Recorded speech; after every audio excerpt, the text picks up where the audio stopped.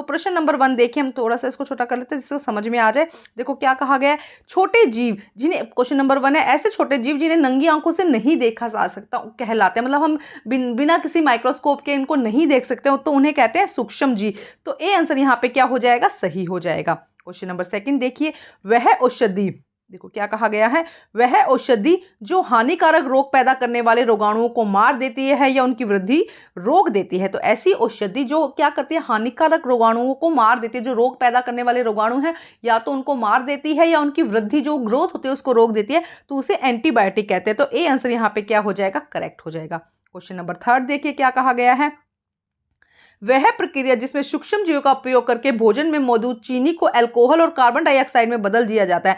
मतलब कि शुगर को, चीनी को किस में कन्वर्ट किया गया है, अल्कोहल में। तो जब चीनी को अल्कोहल में कन्वर्ट किया जाता है तो उसे किण्वन कहते हैं। तो सी आंसर यहाँ पे क्या हो जाएगा, करेक्ट हो जाएगा। यहाँ पे हमारा आंसर क्या हो जाएगा, सी आंसर करेक्ट हो जाएगा। ठीक है, नेक्स्ट देखिए क्वेश्चन नंबर 4, रोग उत्पन्न करने वाले सूक्ष्म जीव को कहते हैं, जो रोग उत्पन्न करते हैं उन्हें हम कहते हैं रोगजनक। तो ए आंसर हमारा यहाँ पे क्या हो जाएगा, सही हो जाएगा। क्वेश्चन नंबर नेक्स्ट देखिए, प्रश्न नंबर 5 देखिए, कोयला शब्द पुराने अंग्रेजी शब्द से लिया गया है। तो कोयला जो शब्द है पुराने अंग्रेजी कोल से लिया गया है, COL, कोल से लिया गया है। तो ए आंसर यहाँ पे क्या हो जाएगा, करेक्ट हो जाएगा। नेक्स्ट क्वेश्चन देखिए, प्रश्न नंबर 6, निम्नलिखित में से कौन सा खनिज कोयले में मौजूद होता है। कौन सा जो खनिज है वो कोयले में मौजूद होता है। तो हाइड्रोजन भी होता है, ऑक्सीजन भी होता है, सल्फर भी होता है। तो यहाँ पे ये सभी, डी आंसर यहाँ पे क्या हो जाएगा, करेक्ट हो जाएगा। डी ऑप्शन यहाँ पे क्या हो जाएगा, सही। मतलब हाइड्रोजन, ऑक्सीजन और सल्फर सभी होता है कोयले के अंदर। तो ये आंसर यहाँ पे सही हो जाएगा। क्वेश्चन नंबर 7 देखिए, यहाँ पे क्या कहा गया है, नेफ्थलीन गेंदों का उपयोग क्यों किया जाता है। तो नेफ्थलीन बॉल कौन सी होती है, जो कपूर की गोली होती है, जो हम क्या करते हैं, कीड़े मकोड़ों को मारने के लिए, आपने भी आपके घरों में जरूर यूज की होगी। ऐसी गोलियां क्या करते हैं, कीड़ों मकोड़ों के लिए यूज करते हैं। तो वो किसके पूछा गया कि उपयोग क्यों किया जाता है। तो कीट प्रतिकारक, मतलब कीड़ों को भगाने के लिए। देखो मच्छर, सांप या मधुमक्खी के लिए नहीं होता, वो क्या होता है कीट प्रतिकारक। तो बी आंसर यहाँ पे क्या हो जाएगा, करेक्ट हो जाएगा। नेक्स्ट देखिए क्वेश्चन क्या कहा गया, क्वेश्चन नंबर 8 देखिए, बिटुमनी में कितना प्रतिशत कार्बन मौजूद होता है। हमने ये पूरे चैप्टर में दिया गया कि किस किस में कितना कार्बन होता है। तो बिटुमनी में 65 to 85% तक क्या होता है, कार्बन। तो सी आंसर यहाँ पे क्या हो जाएगा, करेक्ट हो जाएगा। नेक्स्ट देखिए प्रश्न नंबर 9, श्रव्य सीमा में ध्वनि कहलाती है, ऐसी ध्वनि जिसको सुना जा सके, तो उसे हम क्या कहते हैं, ध्वनि कहते हैं। उसको हम क्या कहते हैं, ध्वनि। तो बी आंसर यहाँ पे क्या हो जाएगा, सही हो जाएगा। नेक्स्ट देखिए क्या कहा गया है, प्रश्न नंबर 10, गति है। गति क्या है, देखो गति क्या है, तय की गई दूरी बटा समय। हम किस तरह से लिखते हैं, तय की गई दूरी बटा समय। मतलब एक समय में तय की गई जो दूरी है उसे हम क्या कहते हैं, हमें कहते हैं उसको गति कहते हैं। तो तय की गई दूरी का समय। तो ए आंसर यहाँ पे क्या हो जाएगा, करेक्ट हो जाएगा। तो हम यहाँ पे लिखेंगे तय की गई दूरी का समय, या इस तरह से भी आ सकता है, दूरी बटा समय भी हम कर सकते हैं। क्वेश्चन नंबर 11 देखिए, एक लोलक 4 सेकंड में 20 बार दोलन करता है, तो इसकी समय अवधि बताइए। तो हमें क्या बताना है, इसकी समय अवधि बतानी है। तो देखो क्या हो जाएगा, इसको अगर हम करते हैं तो देखो क्या होगा, हम लिखेंगे 4/20। फॉर्मूला क्या कहता है कि सेकंड और दोलन जितना करता है उतना हम यहाँ पे फॉर्मूला लगाते हैं। तो इसको जब कट करेंगे तो 1/5 आएगा, और जब 1/5 को सॉल्व करेंगे तो सी आंसर यहाँ पे क्या हो जाएगा, करेक्ट हो जाएगा। 2 सेकंड हमारा आंसर यहाँ पर आएगा। क्वेश्चन नंबर 12 देखिए, क्वेश्चन नंबर 12 में क्या, ध्वनि की तीव्रता किसके द्वारा निर्धारित की जाती है। जो ध्वनि की तीव्रता है वो कितनी तीखी आवाज है, कितनी मोटी आवाज है, इसको हम किस पर आधारित करते हैं, तो आयाम से। सी आंसर यहाँ पे क्या हो जाएगा, करेक्ट हो जाएगा। उसका आयाम देखा जाता है, जितना ज्यादा आयाम होगा उतनी ही मोटी आवाज होगी, जितना आयाम कम होगा उतनी ही आवाज क्या हो जाएगी, पतली हो जाएगी। अब आता है सेक्शन बी, जिसके अंदर 2 से 7 प्रश्न है, टोटल 2 अंक के हैं हर प्रश्न, और टोटल अंक कितने हैं इसके, 12। तो क्वेश्चन नंबर 2 देखिए, अपघटन क्या है। अपघटन वह प्रक्रिया है जिसमें सूक्ष्म जीवों द्वारा कार्बनिक पदार्थों को सरल अकार्बनिक पदार्थों में तोड़ दिया जाता है। तो किसमें कन्वर्ट किया जाता है, कार्बनिक पदार्थों को अकार्बनिक पदार्थों में। देखो जो सूक्ष्म जीव है, छोटे छोटे जीव है, वो क्या करते हैं, सड़े गले पदार्थों को, जो कार्बनिक पदार्थ है उनको अपना एज ए फूड यूज करते हैं और उसको उस किसमें कन्वर्ट कर देते हैं, अकार्बनिक पदार्थों में। तो इस प्रक्रिया को हम क्या कहते हैं, ये जो प्रोसेस है इसे हम क्या कहते हैं, अपघटन। नेक्स्ट देखिए क्वेश्चन नंबर 3 देखिए, उन 2 रोगाणुओं के नाम बताइए जो अपघटन की प्रक्रिया में शामिल है। देखो उसी क्वेश्चन से रिपीट करता हो, तो बैक्टीरिया और कवक। अब देखो बहुत ही आसान है, 2 नंबर लेने ऐसे में क्वेश्चन में आसान हो जाते हैं। बैक्टीरिया और कवक क्या है, बहुत ही जल्दी अपघटन करने में हेल्प करते हैं। क्वेश्चन नंबर 4 देखिए, खोजे गए पहले एंटीबायोटिक का नाम बताइए। तो सबसे पहले एंटीबायोटिक, कौन सा एंटीबायोटिक खोजा गया था? तो ये हो जाएगा पेनिसिलिन। पेनिसिलिन सबसे पहला एंटीबायोटिक है जो कि खोजा गया था। कब खोजा गया था ये भी पूछ ले तो वर्ल्ड वॉर में खोजा गया था, अलेक्जेंडर ने इसको खोजा था। तो सारे आंसर आप यहाँ से सोच के लिख सकते हैं। उसके बाद क्वेश्चन नंबर 5 देखिए। क्वेश्चन नंबर 5 में क्या कहा गया? दोलन गति से आप क्या समझते हैं? किसी वस्तु की इधर उधर गति को कंपन कहते हैं। अपनी माध्य स्थिति से दोनों दिशाओं में होने वाली इस गति को दोलन गति कहा जाता है। जैसे कि ये जो चीज हुई है इसे हमने कंपन कहा, कितनी जल्दी हो रही है, कितनी स्पीड से हो रही है, इसे वाइब्रेशन या कंपन कहते हैं। तो अपनी माध्य स्थिति से, ये इसकी माध्य स्थिति है, देखो मैं बताती हूँ कहाँ पे, ये क्या है, इसकी माध्य स्थिति। माध्य स्थिति से दोनों ओर होने वाली गति को हम क्या कहते हैं? दोलन कहा जाता है। तो यहां से लेके यहां और यहां वापस आना, ये एक दोलन कहलाएगा। उसके बाद नेक्स्ट क्वेश्चन देखो क्या कहा गया है? कोयला क्या है और उसके दो उपयोग लिखिए। तो देखो क्या है? कोयला एक कठोर काला ज्वलनशील पदार्थ है जो जल्दी से क्या करता है? आग पकड़ लेता है, जल जाता है, जिसमें मुख्य रूप से कार्बन होता है। ये कोयला है। इसके उपयोग क्या है? इसका उपयोग घरों में, उद्योगों में ईंधन के रूप से किया जाता है। सीधी सी बात, फर्स्ट तो ये होगी। आप अलग अलग भी लिख सकते हैं पॉइंट। इसके अलावा बिजली पैदा करने के लिए थर्मल पावर प्लांट में ईंधन के रूप में इसका प्रयोग किया जाता है। देखो क्या क्या क्वेश्चन है। फर्स्ट, इसका घरों में उपयोग किया जाता है कोयला। पहले तो प्रेस जो होती है ना, आयरन, ये इलेक्ट्रिसिटी वाली नहीं होती थी, तो प्रेस करने के लिए यूज किया जाता था, खाना बनाने के लिए यूज किया जाता, इंडस्ट्रीज में यूज किया जाता था, रेलगाड़ियों में जो ट्रेन्स होती है उसमें भी यूज किया जाता था। तो बिजली बनाने के लिए भी इसका यूज किया जाता है। तो ये कुछ इसके एग्जाम्पल्स आप अच्छे से यहाँ पे लिख सकते हैं। क्वेश्चन नंबर 7, अल्ट्रासोनिक ध्वनि और इंफ्रासोनिक ध्वनि में अंतर बताइए। तो देखो क्या कहा गया है? अल्ट्रासोनिक और इंफ्रासोनिक। अल्ट्रासोनिक ध्वनि क्या है? 20,000 हर्ट्ज से अधिक आवृत्ति की ध्वनि को हम अल्ट्रासोनिक कहते हैं। तो देखो 20,000 से तो ज्यादा है, उसे अल्ट्रासोनिक कहते हैं, और 20 हर्ट्ज से कम ध्वनि को हम इंफ्रासोनिक कहते हैं। देखो दो है, 20 और 20,000, ये समझो। देखो 20,000 से ज्यादा को हम क्या कहेंगे? अल्ट्रासोनिक ध्वनि, और 20 से कम को कहेंगे इंफ्रासोनिक ध्वनि। और इसके बीच की जो ध्वनि है 20 से लेके 20,000, वो एक ह्यूमन की क्या है? कानों की सुनने की क्षमता है। वो 20 से 20,000 के बीच में सुन सकता है, उससे ज्यादा या उससे कम की ध्वनि वो नहीं सुन सकता है। ठीक है। देखो इस आगे क्या है? कुत्ता, चमगादड़, बंदर, हिरन आदि में अल्ट्रासोनिक ध्वनि सुन सकते हैं, जबकि व्हेल, दरियाई घोड़ा, जिराफ आदि इंफ्रासोनिक ध्वनि सुन सकते हैं। नेक्स्ट क्वेश्चन है, अब आता है दीर्घ आंसर आ रहे हैं, दीर्घ उत्तर, बड़े आंसर देने हैं। 3 अंक का क्वेश्चन है और 8 से लेके 11 क्वेश्चन इसी नंबर के हैं। तो आइए क्वेश्चन नंबर 1 देखते हैं। संचारी रोगों को परिभाषित करिए और कुछ उदाहरण भी दीजिए।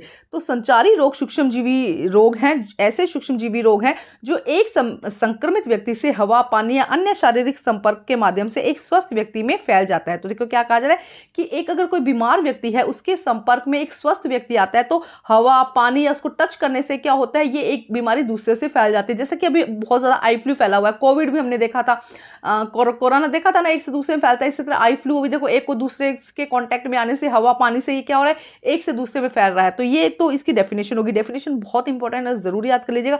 और उदाहरण में आप कुछ भी दे सकते हैं, कोरोना वायरस दे सकते हैं, हेजा, चिकन पॉक्स, तपेदिक मतलब टीबी जिसको कहते हैं, सामान्य सर्दी, खांसी, जुकाम हो गया, या इसके अलावा आप आई फ्लू लिख सकते हैं, आप यहाँ पे कोरोना लिख सकते हैं। ये सारी यहाँ पर आप इजीली लिख सकते हैं। तो ये एग्जाम्पल, ऐसे एग्जाम्पल कभी छोड़ने नहीं होते, लिखना जरूर होता है, क्योंकि इनके नंबर होते हैं। तो 2 नंबर का एग्जाम्पल, 1 नंबर की डेफिनेशन।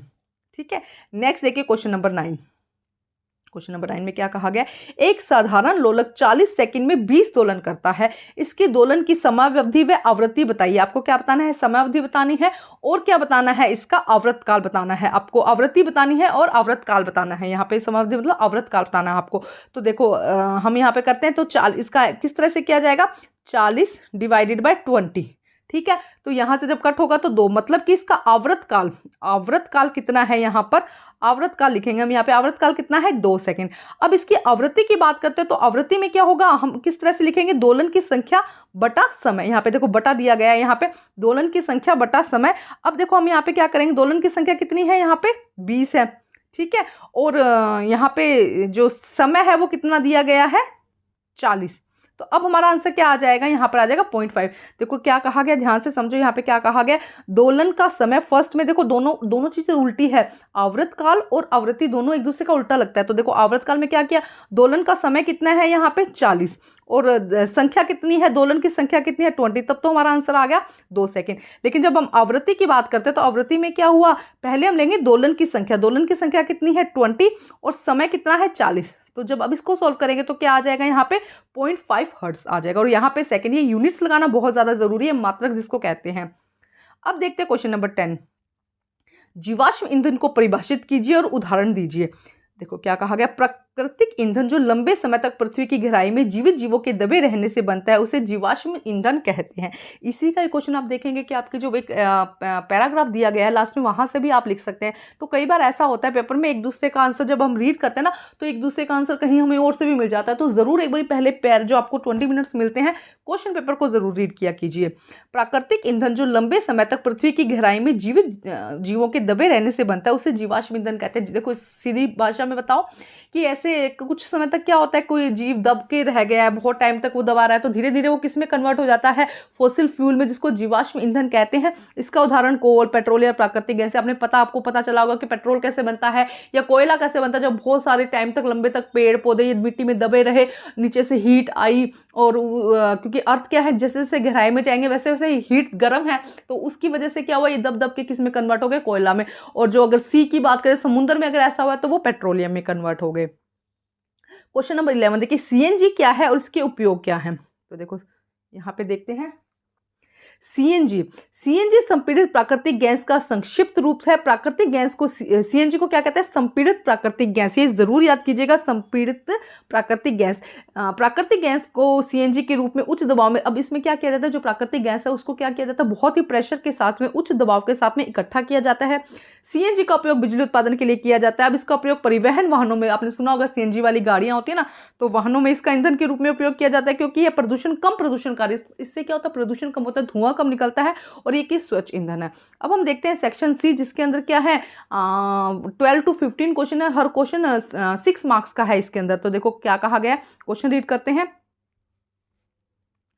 राहुल के जन्मदिन पर उनकी मां ने कई तरह के व्यंजन बनाए। भोजन के बाद करने के बाद उन्हें पता चला कि खाने की बहुत सारी चीजें बची हुई है। राहुल की मां ने बचे हुए खाने को एक एयर टाइट कंटेनर में और एक फ्रिज में रख दिया। अब क्वेश्चन देखो क्या है, सबसे पहला क्वेश्चन क्या है, खाद्य संरक्षण क्या है। तो देखो खाद्य संरक्षण यहाँ पे क्या है, ये देखो ये लिखा गया, खाद्य संरक्षण सूक्ष्म जीवों की क्रिया द्वारा भोजन को खराब होने से बचाने के लिए उपयोग में की जाने विधि को खाद्य संरक्षण कहते हैं। तो देखो सूक्ष्म जीव क्या करते हैं, अगर कोई बचा हुआ खाना तो उस पर जल्दी से जल्दी उस पर रिएक्शन करते हैं और उस फूड को खराब कर देते हैं। तो सूक्ष्म जीवों द्वारा किया जाने वाला भोजन को खराब होने से बचाने के लिए जो भी विधि का उपयोग किया जाता है उसे खाद्य संरक्षण कहते हैं।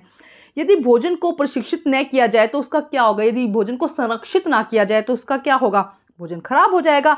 भोजन खराब, देखो सीधा लिखा ना, भोजन खराब हो जाएगा, उसका रंग स्वाद बदलने के साथ दुर्गंध भी आने लग जाएगी। ये हो सकता है ना कि अगर उसको नहीं फ्रिज में रखेंगे तो क्या हो जाएगा, वो खराब हो जाएगा। नेक्स्ट देखिए क्या कहा गया है, खाद्य संरक्षण में विधि में प्रशीतन की क्या भूमिका। प्रशीतन यहाँ पे रेफ्रिजरेटर को कहा गया। प्रशीतन मतलब क्या है, रेफ्रिजरेटर की क्या भूमिका है। रेफ्रिजरेटर क्या करता है, रेफ्रिजरेटर हिंदी में प्रशीतन कहते हैं। देखो भोजन पर सूक्ष्म जीवों और एंजाइम गतिविधि के विकास को धीमा या रोक देता है, इस प्रकार भोजन को खराब होने से बचाता है। तो सबसे पहले आपको पता होना चाहिए कि जो हम भोजन है, जो बचा हुआ भोजन है, उसको फ्रिज में क्यों रखते हैं, क्योंकि फ्रिज में क्या होता है, टेम्परेचर बहुत ही ज़्यादा कम होता है, जिससे कि क्या सूक्ष्म जीवी कम टेम्परेचर में ग्रो नहीं कर पाते हैं। तो जब हमने वो भोजन फ्रिज में रख दिया है तो क्या होगा, कोई एंजाइम, जो एंजाइम्स है उसकी एक्टिविटीज़ नहीं होगी, कोई गतिविधि नहीं होगी उसकी, या उसका विकास, जो सूक्ष्म जीवी का विकास या तो कम हो जाएगा या क्या हो जाएगा, रुक जाएगा, तो जिससे कि भोजन खराब होने से बच जाएगा। नेक्स्ट क्वेश्चन देखो क्या कहा गया है यहाँ पे, एक सेकंड क्वेश्चन देखते हैं हम। यहाँ राहुल की माँ का मूल्य क्या दर्शाता है, भाई राहुल की माँ को से क्या पता चलता है, भाई राहुल की माँ कैसी है। तो देखो हम यहाँ पे लिखेंगे, इसमें आप कुछ भी लिख सकते हैं लेकिन ये नंबर नहीं गवाने होते आपको। राहुल की माँ बुद्धिमान है, किफायती भोजन संरक्षण के प्रति वैज्ञानिक योग्यता रखती है, अपने बच्चे से बहुत प्यार करती है, उसको नया नया खाना बनाना आता है, तो कुछ भी लिख दो जो भी आपको समझ में आता है। नेक्स्ट देखते हैं क्वेश्चन नंबर 13। क्वेश्चन नंबर 13 में क्या कहा गया है, कॉलम ए और कॉलम बी को क्या करना है, मैच करना है आपको। तो हम इसको थोड़ा सा छोटा कर लेते हैं। अब देखो मैच करना है, तो सबसे पहले यहाँ पे देखो क्या है, बैक्टीरिया। बैक्टीरिया क्या है, हैजा उत्पन्न करने वाला क्या होता है, हैजा किससे होता है, बैक्टीरिया से होता है। राइजोबियम क्या है, एक टाइप का बैक्टीरिया है जो क्या करता है, नाइट्रोजन फिक्सेशन करता है, मतलब नाइट्रोजन स्थिरीकरण करता है, तो ये हो जाएगा 2 का आंसर। लैक्टोबैसिलस, बिल्कुल आप लोगों को पता होगा लैक्टोबैसिलस क्या करता है, दही जमाने में काम आता है, तो ये हो जाएगा 3rd का। यीस्ट क्या है, ब्रेड पकाने में, ब्रेड बनाने में हेल्प करता है, तो ये हो जाएगा 4 का आंसर। प्रोटोजोआ जैसे कि एक प्लाज्मोडियम क्या है, ये एक मलेरिया कोज करता है, तो प्रोटोजोआ क्या है, मलेरिया कोजिंग, मलेरिया का कारण बनता है, तो ये हो जाएगा 5th का। एक वायरस जैसे कि HIV वायरस है ना, HIV वायरस, तो ये क्या करता है, एड्स कोज करता है, तो ये हो जाएगा इसका 6 का। तो ये मैच करने हैं, सारे ही एक एक नंबर के हैं, 6 मार्क्स का ये आंसर है। क्वेश्चन नंबर 14 देखिए, एक पैराग्राफ को रीड करना है, उसके बाद में उसके आंसर देने हैं। ध्वनि ऊर्जा का एक रूप है, जब उत्पन्न होती है तो वायु के अणु एक विशेष पैटर्न से कंपन करते हैं जिन्हें तरंग कहते हैं। जैसे ये मानो इस तरह से, तो यहाँ से ये इसके पास जाएगा, इस तरह पूरा क्या करेंगे, बहुत तेज तेज क्या होगी, जो वायु के कण है वो क्या करेंगे, कंपन करने लग जाते हैं, जिन्हें तरंगे कहा जाता है। अतः ध्वनि एक तरंग है। ध्वनि वस्तुओं के कंपन से उत्पन्न होती है। कंपन को किसी वस्तु की इधर उधर गति के रूप में वर्णित किया जाता है, तो कंपन इस तरह की मूवमेंट होती है जिसे हम क्या कहते हैं, ध्वनि कहते हैं। बिना किसी कंपन के ध्वनि उत्पन्न नहीं की जा सकती है। ध्वनि को अपने उत्पादन के लिए रिसीवर तक यात्रा करने के लिए हमेशा एक माध्यम की आवश्यकता होती है। मतलब यहाँ से यहाँ तक अगर हमें ध्वनि को पहुँचाना है तो हमें एक माध्यम की आवश्यकता होगी। ध्वनि की गति ठोस में अधिकतम, ध्वनि की जो गति है वो ठोस में सबसे ज़्यादा होती है और गैसों में न्यूनतम होती है। ये पैराग्राफ दिया। अब इसी से रिलेटेड क्वेश्चन है, तो क्वेश्चन नंबर 1 देखते हैं क्या कहा गया है। क्वेश्चन नंबर 1 यहाँ पे देखो, मानव कान की श्रव्य आवृत्ति सीमा क्या है, मानव कितनी आवाज सुन सकता है, अभी मैंने बताया 20 से 20,000 हर्ट्ज तक, तो ए आंसर यहाँ पे क्या हो जाएगा, करेक्ट हो जाएगा। नेक्स्ट देखिए क्या कहा गया है, रिया ने एक मशीन की आवाज मापने के लिए एक उपकरण का उपयोग किया। उसने अपना अवलोकन नीचे दिए गए रिकॉर्ड के अनुसार किया। निम्नलिखित में से कौन सी तीव्रता का सही मात्रक दर्शाता है, माप दर्शाता है। तो हमें पता है ध्वनि को किस में हम क्या मात्रक लगाते हैं, हर्ट्ज, तो ये आ जाएगा, ए आंसर यहाँ पे क्या हो जाएगा, करेक्ट हो जाएगा। क्वेश्चन नंबर 3 देखिए क्या कहा गया है, ठोस, तरल और गैस में ध्वनि की गति को आरोही क्रम में व्यवस्थित कीजिए। मतलब सबसे कम है उससे ज्यादा, तो गैस में सबसे कम है, उसके बाद तरल में, उसके बाद ठोस में, तो ए आंसर यहाँ पे क्या हो जाएगा, करेक्ट हो जाएगा। अब हम लास्ट क्वेश्चन कर रहे हैं, क्वेश्चन नंबर 15। क्वेश्चन नंबर 15 में देखो क्या कहा गया, गद्यांश को पढ़ना है पूरा और उसके बाद हमें आंसर करने हैं। तो देखो क्या कहा गया है यहाँ पर, प्रकृति में विभिन्न संसाधनों की उपलब्धता के आलोक में प्राकृतिक संसाधनों को मोटे तौर पर 2 भागों में विभाजित किया गया, अक्षय और अक्षय आ जाएगा यहाँ पे। प्रकृति में अटूट प्राकृतिक संसाधन असीमित मात्रा में मौजूद है। अगर हम इसकी बात करते हैं, अक्षय संसाधन की बात करते हैं, तो क्या है, बहुत ज्यादा क्या है यहाँ पे, असीमित मात्रा में है, जो बिल्कुल भी कभी खत्म नहीं होंगे। अगर मानवीय गतिविधि से भी समाप्त होने की संभावना नहीं है। देखो 2 टाइप के संसाधन है, एक तो जो कभी खत्म नहीं होने वाले हैं, और क्या है, असीमित मात्रा में, मतलब कि अनलिमिटेड है, वो मानव की एक्टिविटी से भी खत्म नहीं होंगे, जैसे कि सूर्य का प्रकाश हो गया, वायु हुआ। और दूसरी तरफ खत्म होने वाले संसाधन मौजूद है जो मानव की गतिविधियों से भी खत्म हो सकते हैं। इन संसाधनों के उदाहरण है वन्य जीव, वन, कोयला, पेट्रोलियम, प्राकृतिक गैसें। कुछ समाप्त होने वाले प्राकृतिक संसाधन से कोयला, पेट्रोलियम, प्राकृतिक गैसें, इनका निर्माण जीवित जीवों के मृत अवशेषों से हुआ है, इसीलिए सभी जीवाश्म ईंधन के रूप में जाने जाते हैं। देखो जीवाश्म ईंधन का क्वेश्चन आया था। अब हम इसके क्वेश्चन करते हैं। तो देखो क्वेश्चन नंबर 1 में क्या कहा गया है, खत्म होने वाले प्राकृतिक संसाधन हैं जो मात्रा में क्या हो, सीमित हो, तो सी आंसर यहाँ पे करेक्ट हो जाएगा। क्वेश्चन नंबर नेक्स्ट देखिए, प्रकृति से प्राप्त विभिन्न सामग्रियों को उस प्राकृतिक संसाधन कहा जाता है। निम्नलिखित में से कौन सा प्राकृतिक संसाधन नहीं है, तो डी आंसर करेक्ट हो जाएगा। प्लास्टिक कोई प्राकृतिक संसाधन है, खनिज, पानी और मिट्टी प्राकृतिक संसाधन है। क्वेश्चन नंबर यहाँ पे लेते हैं 3 का। देखो क्या है, निम्नलिखित में से कौन सा एक संपूर्ण प्राकृतिक संसाधन है, संपूर्ण मतलब पूरी तरह से, वायु, सूरज की रोशनी, जंगल और हवा। तो देखो जंगल में अगर हम देखें तो सब चीजें यहाँ पे मिल जाएंगी, तो सी आंसर यहाँ पे क्या हो जाएगा, करेक्ट हो जाएगा।